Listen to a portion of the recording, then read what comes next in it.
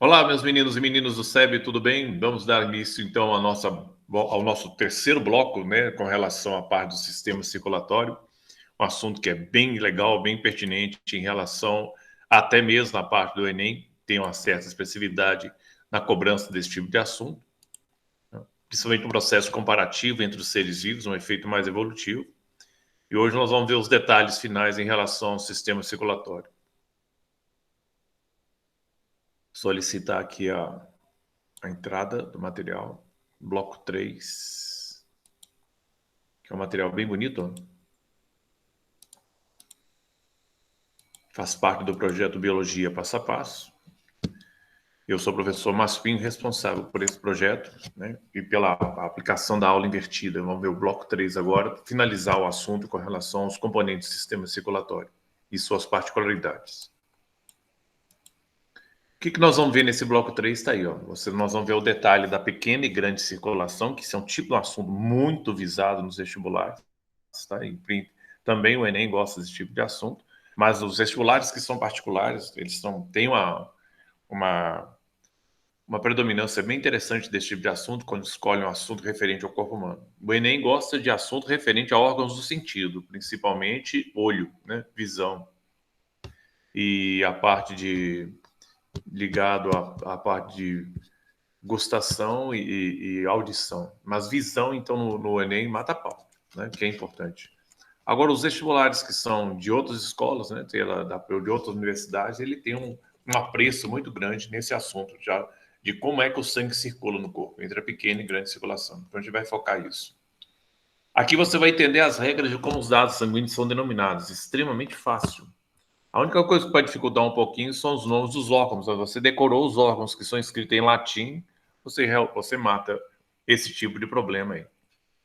Também outra parte muito legal, né, interessante, são os exames que são feitos em laboratório para fazer a sua tipagem sanguínea. Aqui você vai descobrir, né, como é que é feito para você saber se você é do grupo A, B ou AB e se você é fator RH positivo ou RH negativo. Isso é o que a gente chama de tipagem sanguínea, que é feita exclusivamente em laboratórios. Tá?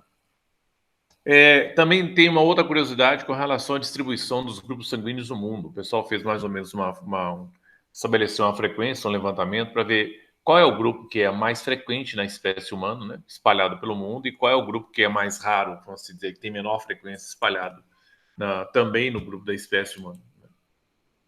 Você tem aqui para a gente poder entender os riscos de uma transfusão sanguínea, né? Porque é engraçado, você fala assim, bom, mas se você está transfundindo sangue, se é sangue em todo mundo, por que há rejeição? Né? Então, que riscos são esses que acontecem numa transfusão sanguínea que pode matar uma pessoa se ele receber sangue errado? Porque, afinal de contas, é tudo sangue. Né? E você tem um fenômeno bem legal também para chamar a atenção, da chamada eritroblastose fetal, doença hemolítica recém-nascido, que também é um problema ligado à compatibilidade sanguínea, mas é que ela ocorre basicamente em mulheres que são RH negativo. Mulheres que são RH positivo não têm esse problema. Mulheres que são RH negativo têm esse problema para ela no sentido de um quadro emocional, porque quem sofre essa doença é a criança que ela vai ter e que normalmente morre. Tá? Quando se é detectado esse tipo de situação, às vezes o quadro é tão irreversível que não dá como salvar a criança. E por isso que tem um trauma em relação à mãe, tá? Nessa situação.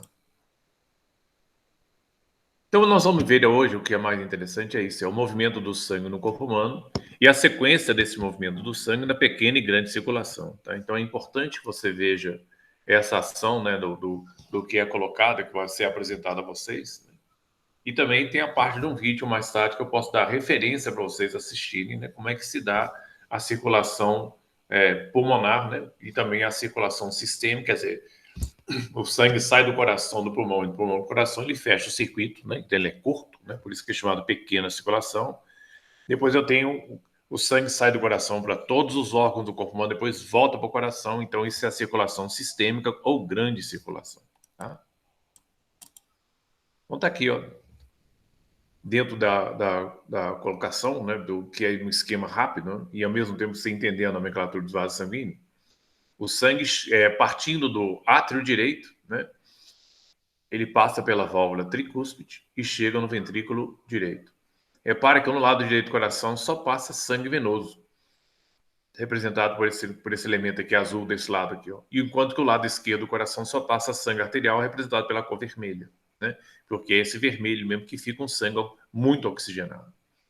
Aí esse sangue sai do ventrículo direito por uma artéria. Todo vaso sanguíneo que sai do coração levando o sangue é artéria, tá? Então essa artéria se dirige ao pulmão e tem um nome então do órgão que ele vai. Então chama-se artéria pulmonar. Mas só como nós temos dois pulmões, essa artéria ela se divide em duas, ainda em nível aqui de coração, que é chamada tronco pulmonar, né? Depois ela vira artéria pulmonar direita e artéria pulmonar esquerda. No pulmão, esse sangue vai sofrer uma troca de gases e essa troca de gases é chamada de hematose. Depois ele retorna para o pulmão por uma outra veia, né? Porque aí é que é interessante, ó. Saiu do coração artéria, adeusinho, estou indo embora. Voltou ao coração é veia, voltou é veia, VV. É fácil você fazer, ó. Todo o sangue que volta ao coração volta por uma veia. E a veia recebe o nome do lugar onde ela partiu, pulmão. Então você tem, curiosamente, duas veias pulmonares direitas e duas veias pulmonares esquerdas que chegam no átrio esquerdo do coração. E assim eu fecho a pequena circulação. Então a circulação fica assim, ó, átrio direito, válvula, ventrículo direito. Aí você tem, átrio direito, válvula tricúspide. Depois você tem ventrículo direito, artéria pulmonar, pulmão, tá? Veias pulmonares, átrio esquerdo. Pronto, fechei a pequena circulação. Isso tem que estar na cacholinha de vocês, viu? Para ter esse tipo de domínio. Grande circulação ou circulação sistêmica. Aqui eu só estou representando, então, só a parte de baixo. Eu não estou levando em consideração aos vasos que sobem em direção aos braços e à cabeça, né? Que tem esse esquema aqui também. Aqui eu vou pensar na parte de baixo do corpo, da região do tronco e da região das pernas, viu? Que é colocado aqui. Então, aqui você tem que o sangue começa. O sangue é arterial, porque quando ele passa pelo pulmão, ele sofre hematose, então ele deixa o gás carbônico e se enriquece de oxigênio e fica mais vermelho vivo. Então, o sangue aqui chega no átrio esquerdo do coração, passa pela válvula bicúspide ou mitral e entra no ventrículo esquerdo. Aí ele sai pelo grande vaso sanguíneo chamado artéria aorta, tá? Essa artéria aorta ela vai sofrendo bifurcações ao longo do sistema e vai dando nome aos órgãos que vão para ela. Como isso aqui é uma artéria aorta e todos esses aqui, 5, 6, 7, 8, 9, estão chegando nos órgãos, tem intestino, 10, né? Todos eles aqui serão artérias e recebem o nome do órgão. Só que você não vai falar artéria figadal, porque não existe isso. Fígado em latim é hepatus, então chama-se artéria hepática. Estômago, você não vai falar artéria estomacal, não existe isso. E estômago em latim é gastro, então chama-se artéria gástrica. Baço é mais exótico o nome ainda. Você não vai falar artéria baçal, não existe isso. O baço em latim chama splenon, então o nome é imponente, chama-se artéria esplênica. Pâncreas, aí sim você tem nome que guarda relação com o nome do órgão, chama artéria pancreática, tá? Rins, você tem artéria renal. E intestino é enteron ou mesenteron. Então chama-se artéria mesentérica, tá? E vai ver essas são todas. E do 11 até chegar no 16 são veias, porque o sangue está voltando ao coração. Se ele volta, todo o sangue que volta ao coração é veia. E recebe o nome do órgão de onde eles estão partindo. Então, se isso aqui é artéria hepática, isso aqui vai chamar veia hepática. Se isso aqui é artéria gástrica, aqui vai chamar veia gástrica. Se aqui é artéria esplênica, aqui vai chamar veia esplênica. Se aqui é chamado de artéria pancreática, aqui vai ser veia pancreática. Se aqui nos rins é chamada artéria renal em 9, em 12 vai se chamar veia renal. Se aqui é uma artéria mesentérica, aqui em 11 vai ser uma veia mesentérica. E todos eles se reúnem num grande vaso que vem da parte de baixo, né, recolhendo os órgãos da região inferior, e também formando um grande vaso que retorna ao pulmão da parte inferior. Então chama-se veia cava inferior. Assim como você tem a veia cava inferior, você também tem a veia cava, que é o número 3, que está aqui representado, que recolhe o sangue da cabeça e dos braços pela chamada veia cava superior, e as duas desembocam no ato direito do coração, fechando assim a chamada circulação sistêmica ou grande circulação, tá? As regras, então, é clássica, né? Todo o sangue que sai do coração sai por uma artéria, todo o sangue que volta ao coração volta por uma veia. E os nomes dos órgãos, né, os nomes dessas artérias e veias recebem o nome do órgão a qual ela se dirige, ou de onde ela se parte, tá? Então aí nós já identificamos um de cada lado, então vamos dar um prosseguimento ao nosso estudo. A tipagem sanguínea ele é interessante porque você tem um sistema de soro. Esse soro contém anticorpos que, quando ele grudam, quando ele acha o sangue da tipagem dele de origem, ele coagula o sangue. Ele faz um sistema que chama aglutinação. Né? Como se tivesse dá uma imagem como se fosse um leite talhado, um leite cortado. Ele forma grumos, né? E esse grumo revela que o quadro é reativo, é uma reação positiva, portanto, ele pertence a este grupo. Então, repare que nessa tipagem sanguínea aqui, você tem um soro para o grupo A e o soro para o grupo B, é o chamado anti-A e anti-B. Então, ele tem anticorpos, né, que vão atacar. Se aqui tiver o aglutinogênio A, ele vai reagir e talhou, como aconteceu aqui, ó.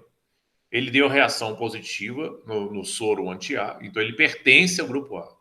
Quando você pingou o soro B aqui, não deu reação nenhuma, o sangue continua inalterado, então ele não pertence ao grupo B. Então, com certeza, o grupo sanguíneo desse paciente aqui, no exame de sangue dele, é A. Quando você pega um segundo paciente e faz a mesma coisa, pinga a gota do soro anti-A aqui e pinga a gota do soro anti-B aqui, repare que a aglutinação só aconteceu no soro anti-B, indicando que este paciente pertence ao grupo sanguíneo B, já que deu negativa a reação no grupo sanguíneo A. Tá? Quando você pega esse terceiro paciente aqui e pinga o soro A e o soro B, repara que aglutinou em A e aglutinou em B, ou seja, foi positivo em A, então ele pertence ao grupo A, e foi positivo em B, então ele pertence ao grupo B. Como ele deu positivo nos dois, então o grupo sanguíneo dele é AB. O indivíduo do grupo O, quando você pinga soro A neste indivíduo e o soro B no sangue desse indivíduo, não dá reação positiva nem no soro anti-A e nem no soro anti-B. Se ele não pertence nem a A e nem a B, ele é do grupo O. É assim que é feita a tipagem sanguínea. Tá? Como está sendo colocado no desenho ao lado para vocês aqui. Vamos entender isso aqui em uma outra imagem, que é bonitinho. Represente na tabela ao lado como ficariam os exames para os tipos sanguíneos. Aí você vem aqui, ó. Essa é basicamente uma imagem real, porque é colocado é uma lâmina que tem quatro cavidades.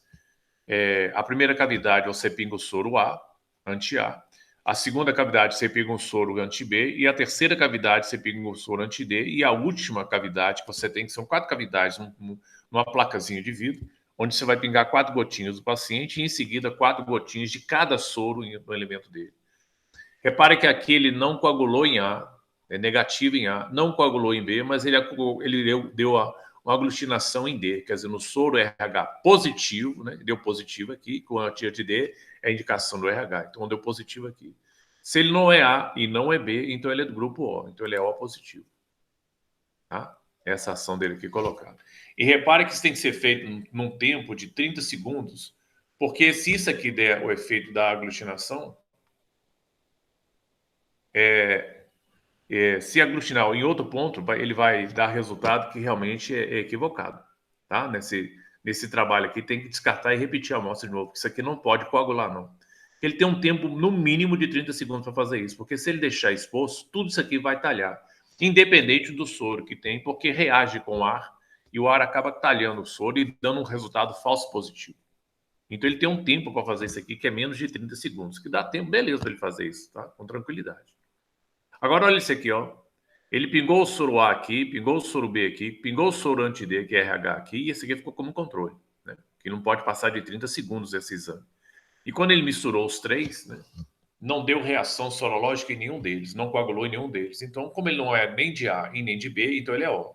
E não deu reação no grupo D, que é o RH, então ele é O negativo. Tá aqui. Tá?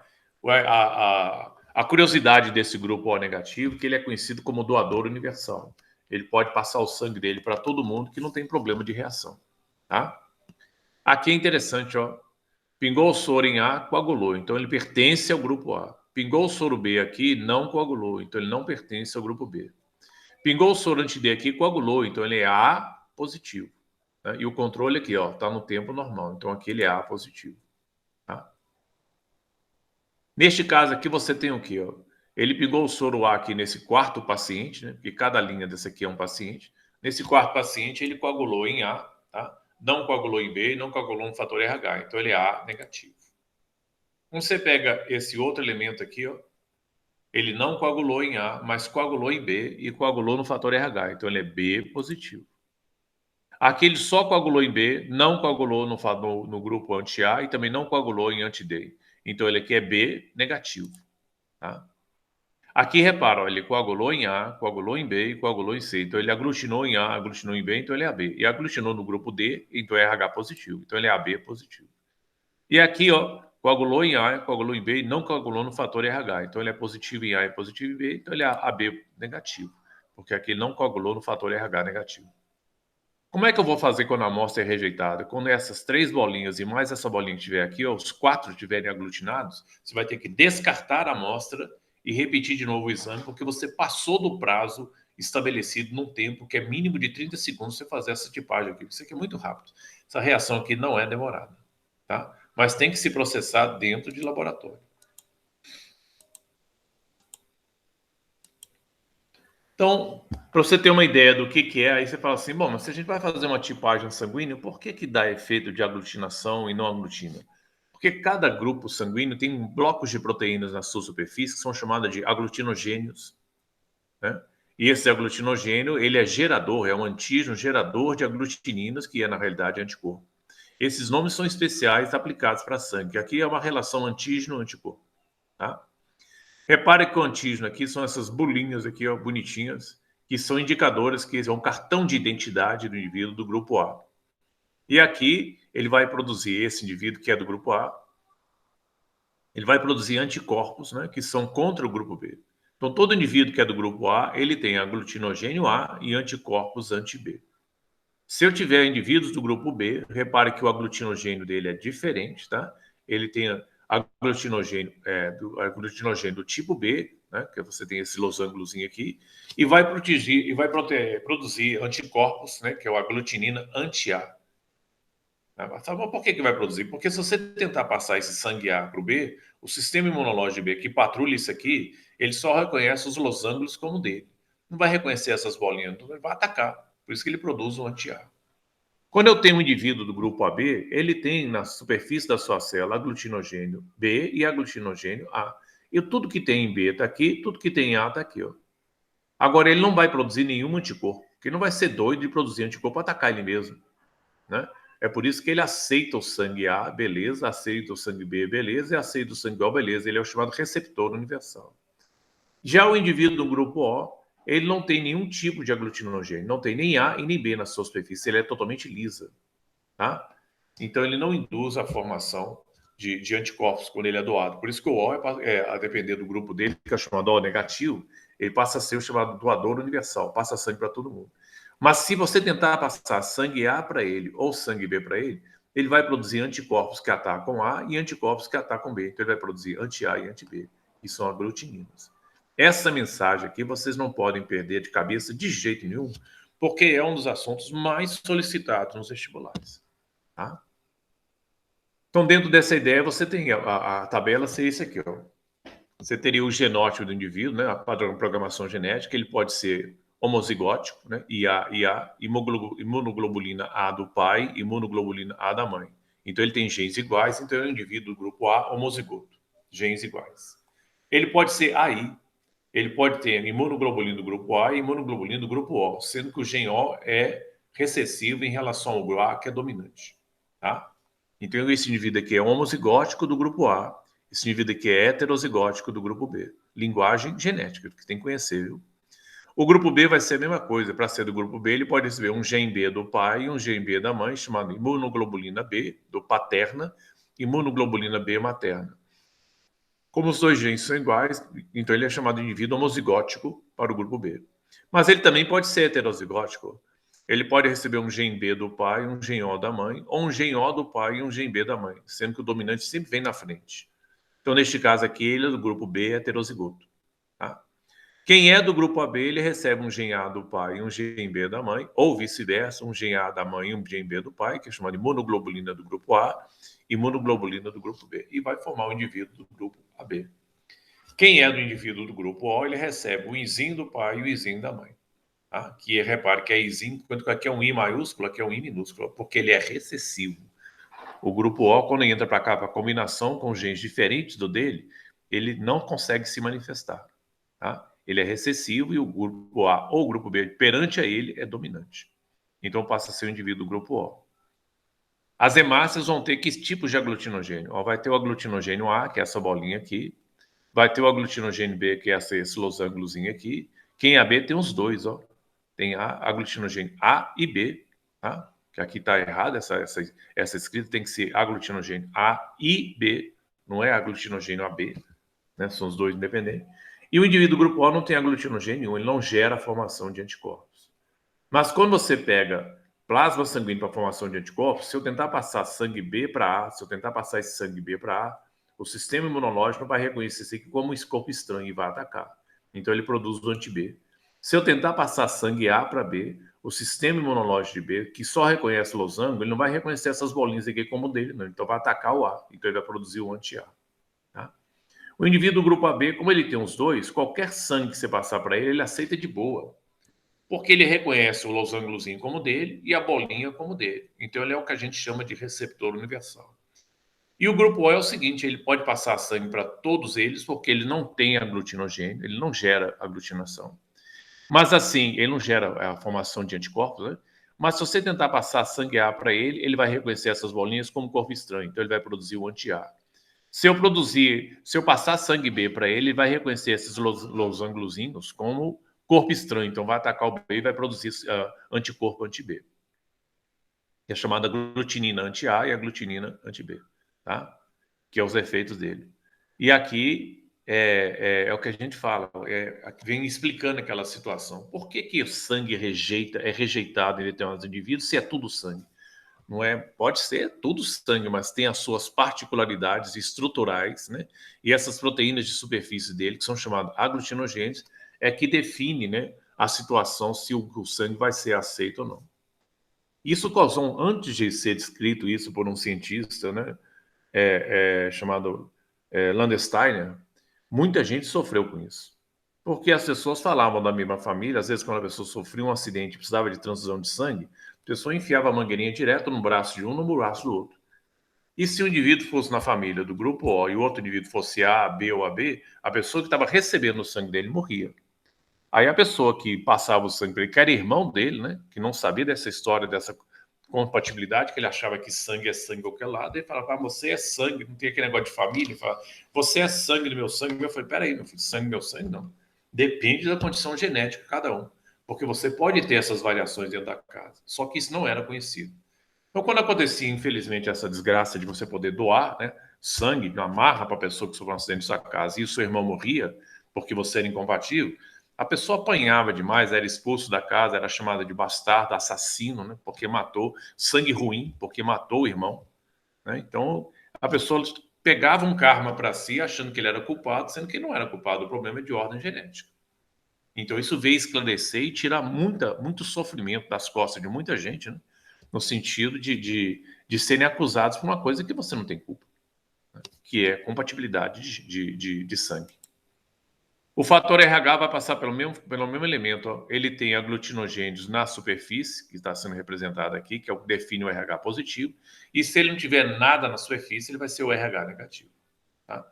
Portanto, a combinação do grupo O, mais a característica do fator RH negativo, que dentro dele tendo a superfície totalmente lisa, ou seja, ele tem ausência de aglutinogênio, ele é o que a gente chama de sangue doador universal. Ele pode passar o sangue dele para todo mundo que não tem risco de rejeição. Tá? Para se descobrir a nova característica genética, porque isso aqui a gente chama de sistema ABO, sistema sanguíneo que envolve o gene A, o gene B e o gene O. Aqui você tem um outro tipo de característica genética chamado fator RH. Então, o fato de ser RH positivo ou negativo não tem nada a ver com, meu sangue é A positivo. A é uma coisa, positivo é outra. Tá? São duas características genéticas analisadas simultaneamente. Então, o que esse Sandestein também fez? Aqui você pesquisa dele. Pegou um sangue de um macaco chamado macaco Rhesus, daí vem a inicial dele, o Rhesus, RH, tá? E aí injetou esse sangue no macaco no coelho e falou, mas por que esse cara fez isso? Para produzir anticorpo. Que sangue de macaco não tem nada a ver com sangue de coelho. Então ele injetou esse sangue no macaco no coelho na esperança que ele produzisse anticorpos contra o sangue do macaco, como de fato ele o fez. Depois de esperado um tempo, esse coelho sofreu uma sangria, foi retirado do plasma sanguíneo, esse plasma sanguíneo foi purificado e tirou o soro, que é o soro D, né, como é conhecido, ou soro anti-RH. E esse soro anti-RH foi colocado, então, depois, né, misturado com o sangue do macaco, e imediatamente o sangue coagulou, falando tem anticorpos contra o sangue do macaco, né, que é os anticorpos anti-RH. E teve-se a curiosidade de pingar esse sangue em amostras sanguíneas humanas. E, curiosamente, deu reação. 85% das pessoas investigadas deu soro positivo, quer dizer, o sangue talhou, né? E em 15% o sangue não teve alteração nenhuma, que é uma média que foi estabelecida para a população humana. Tá? Então, o sangue mais frequente que a gente tem é positivo. O sangue com menos frequência que a gente tem é o negativo. Tá? Então, você tem um fenótipo, que é o RH positivo e o RH negativo, e a herança genética que casa com ele é assim, ó. Você pode receber um Rzão do seu pai e um Rzão da sua mãe, que vai definir que você vai ser do grupo RH positivo. Você pode receber um gene Rzão do seu pai, Rzinho da sua mãe, ou vice-versa, mas o Rzão é dominante sobre o Rzinho, quer dizer, o RH positivo é dominante em cima do RH negativo, então você vai ser um indivíduo heterozigoto, mas com uma carga de RH positivo no seu sangue. Se você receber um Rzinho do seu pai e um Rzinho de sua mãe, a sua característica genética vai ser sangue RH negativo. E é aqui que espelha um problema nas meninas.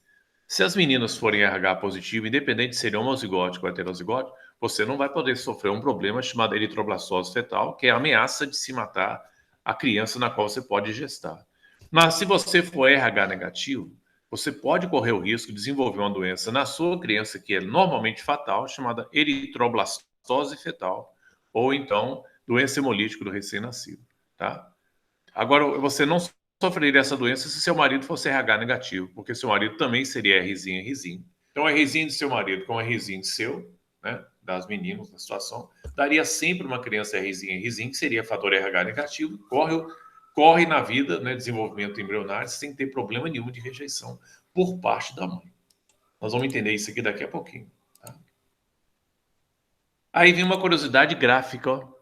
Você tem os tipos sanguíneos no gráfico, segundo a sua frequência no mundo. Repare que o sangue mais predominante no mundo, chega perto de 43, 45% é o O positivo. O segundo sangue predominante no mundo é o A positivo, depois vem o B positivo, assim sucessivamente. O sangue mais difícil, quer dizer, mais raro, né, de acontecer, quase 1 a 2% da população humana, né, no mundo inteiro, é AB negativo. Tá? Então, seria esse tipo de curiosidade que você tem da distribuição sanguínea, da tipagem sanguínea da população humana espalhada por todos os 5 continentes do mundo. E aqui você tem a imagem, né, com relação à doença hemolítica do recém-nascido. Eu vou só dar uma puxadinha aqui, porque ficou um elemento para entrar aqui atrasado. Deixa eu colocar aqui na representação, se vai estar belezinha. Espera aí. Painel de animação, deixa eu mudar essa ordem aqui. Tá, agora vamos lá. Tá feito. E vamos voltar agora para o painel para você entender o que é isso. A sigla é doença hemolítica do recém-nascido, ou seja, a mãe sistematicamente vai matando a criança, né, porque ela vai produzindo anticorpos, e esses anticorpos vão destruindo todo o sangue da criança, então ela acaba morrendo sufocada. Né? E tanto é que não nem mostra o caso do desenvolvimento da criança quando é eritroblastose fetal para a mãe, porque ela nasce toda arranhada. A agonia dela é tão grande que ela começa a se arranhar por um processo de sufocamento. E a mãe fica muito traumatizada com isso, fala assim, pô, eu matei meu filho, não é porque ela matou, o problema é de ordem imunológica, tá? Toda criança no corpo da mãe é um corpo estranho, ela só detém metade da informação genética original, que é a da mãe, a outra metade vem do pai, que é corpo estranho. Então, a criança no desenvolvimento do corpo da mãe é um corpo estranho, né? E, às vezes, o sistema imunológico da mãe reconhece ela como tal, principalmente quando se trata de fator RH, tá? Então, tá lá, ó. Repare que a situação é essa, que a mãe é RH negativo, a criança é RH positivo. Pode ter acontecido algum acidente em que, no efeito do descolamento da placenta, vazou sangue da criança para a mãe. Como o sangue da criança é positivo, o sistema imunológico da mãe reconhece como possível invasor, já que ela só reconhece sangue negativo. Ela começa a produzir anticorpos e esses anticorpos conseguem ultrapassar a placenta, né? Entrar no sistema circulatório da criança e destruir todas as células sanguíneas dela. Esse é o fenômeno que acontece que é chamado eritroblastose fetal. Tá? Na realidade, você tem a formação de hemácias nucleadas que jamais poderiam ter esse trabalho aqui. Tá? Explique as variações que podem ocorrer nas diferentes gestações versus o grupo de fator RH. Então vamos começar com isso aqui, ó. Se a mulher, o problema da eritroblasose fetal só existe para a mulher RH negativa. RH positiva não passa por isso. Isso é um problema ligado à mulher RH negativa. Vamos considerar que essa mulher RH negativa aqui, ó, casou com um homem RH positivo. Então, esse homem vai passar um gene RH positivo para a criança e a mãe vai passar um gene RH negativo para a criança, mas ela vai nascer positiva. Porque o gene RH positivo é dominante e o gene RH negativo é recessivo, mas ela vai nascer heterozigótica, né, com 2 genes diferentes, mas o RH positivo é dominante. E depois aconteceu um acidente aqui, ó. Pode ter havido um descolamento de placenta, aquela coisa toda, vazou sangue da criança e foi para o corpo da mãe e a sensibilizou, né? Passou o efeito dela depois com o tempo. Quando ela houve a sensibilização, então ela consegue produzir anticorpos que destroem as células RH positivo que passou para ela, porque é corpo estranho. Quando ela vai para uma segunda ou terceira gestação, não importa se o fator dela, né, de RH positivo, ela dá origem a outra criança RH positivo, que a primeira criança pode até escapar, tá? Mas a segunda criança em diante não, porque se a criança, no caso, é RH positiva, descola a placenta e passa o sangue positivo da criança para a mãe, o sistema imunológico já foi avisado, porque é um sistema de memória, ela dispara a produzir anticorpos que passam pela placenta e destrói sistematicamente o sangue da criança, levando à morte. Aí chama eritroblastose fetal. Então, basicamente, isso aqui, ó. Se eu tiver uma mãe RH positiva e uma criança RH positiva, como está representado aqui, isso aqui é tudo ok, ó. Não tem problema de gestação nenhum aqui. Se eu tiver uma mãe RH negativa e a criança também é RH negativa, isso aqui é ok, ó, porque está havendo compatibilidade de sinais. Agora, eu troquei o sinal, aí já é bagaceiro. Se eu tenho uma mãe que é RH negativa e a criança é RH positiva, a depender da gestação, se for a primeira gestação, ela escapa. Se for a segunda gestação em diante, a criança pode morrer. Mas, professor, não tem jeito de controlar isso? Tem, não, porque aí vem aquela situação. Toda mulher que é RH negativa, ela tem que comunicar ao médico, né, o efeito dela no exame. O médico realmente tem que ter essa obrigatoriedade, né, de saber, de acompanhar o sangue da mãe com o sangue da criança. E tem que ficar sobre aviso.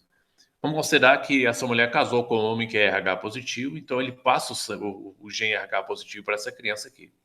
Porque a mãe só pode passar gene RH negativo para ela, tá? Já que ela é RH negativo, ela é recessiva, Rzinho é Rzinho. O pai passa o Rzão para cá, fica Rzão e Rzinho nessa criança, que ela vai nascer heterozigótica, é positivo, e aí o médico acompanha. Então, assim que a criança nasce, se ele percebe, faz o exame da criança e fala, não, ela é positiva, a mãe tem que tomar uma vacina, né? Que é chamada anti-RH, pode ser chamada Partegan, aquela coisa toda, que é aplicada nas primeiras 48 horas pós-parto, para que essa vacina destrua todo o vestígio de sangue RH positivo que tem no corpo da mãe e, consequentemente, arrebenta tudo. Tá? Não é nem o efeito de vacina, é um soro que é administrado dela. Esse soro tem reação imediata e aí, puf, detona tudo. Tá? Essa aplicação sorológica dela, que é pequenininha, mas o suficiente para destruir qualquer tipo de sangue da criança ali dentro, rápido. Então, não dá tempo para sensibilizar o sistema imunológico da mãe. Aí ela pode ter quantas gestações ela quiser, sem risco da criança correr o risco de sofrer eritroblastose fetal, mas sempre obedecendo a ordem. Se essa mãe tem outra criança RH positiva, pariu, se ela quiser ter um terceiro filho, ela tem que tomar o soro anti-RH de novo. Tá? Ah, vamos considerar que ela tenha 4 filhos, e os 4 filhos que ela tem são RH positivo, para cada aparição que essa mulher tiver, ela tem que tomar o soro anti-RH. Tá? Anti-RH positivo aí. Senão ela corre o risco de formar a doença na sua criança, que é chamada eritroblastose fetal. É isso aí que é um caso interessante, muito solicitado no vestibular, isso aí, tá? Esse tipo de assunto. Aqui tem uma chargezinha que mostra o efeito das doações sanguíneas. Repara, o grupo AB positivo aceita sangue de todo mundo. Ó. Todo mundo pode doar para o AB positivo, independente de ser positivo ou negativo. Agora, o único que não pode receber sangue de ninguém, a não ser dele mesmo, é o O negativo. Por isso que eu chamo esse indivíduo aqui de doador universal, ou melhor, receptor universal, porque ele recebe sangue de todo mundo. E o O negativo ele é chamado de doador universal, porque ele doa sangue para todos os grupos, né, independente do sinal, mas ele só pode receber dele mesmo, tá? Que é a explicação disso aí. Aí é interessante que você faça um mapa de transfusão ou tabela de transfusão, você pode pesquisar isso também no YouTube, que ele vai parecer uma espécie de um balão de São João. A boquinha do balão seria o grupo O, na base lá em cima AB, nas laterais do grupo A e B, e as setas todas para cima, indicando como se fosse uma espécie de um balão para subir. E o sentido da seta é obrigatoriedade. De onde parte a seta, ele é doador. Quem recebe a seta é receptor. Então, eu posso doar sangue O para A? Pode. Pode doar sangue para B? Pode. Pode doar sangue para B? Pode. Tá? Posso inverter a seta? Não, se você mata quem recebe. Tá? A seta assim, é unidirecional, é sempre no mesmo sentido. Você pode pesquisar esse tipo de mapa na internet, você vai achar legal isso aqui, ó, mapa de transfusão sanguínea. E não esqueça disso. Tá? É isso aí, gente, o assunto que a gente tem que tratar, que é importante vocês dominarem em sistema circulatório, é isso. Bom trabalho para vocês, né? E bom descanso. Deixa eu salvar isso aqui. Fechar, beleza. Então é isso aí, uma vez estuda esse negócio com mais afinco, faça os exercícios, coloca o esquema disso aí no caderno de vocês, para que realmente você fixe melhor a tabela, e daí nós temos um trabalho garantido, né, mais afinado com relação à importância de você fazer uma boa dominância desse assunto, e parte para os exercícios que eu vou postar, tá? Junto com, paralelo a essas atividades da aula invertida. Sucesso para vocês, tá? Deus abençoe vocês e se cuidem. Em té, em té.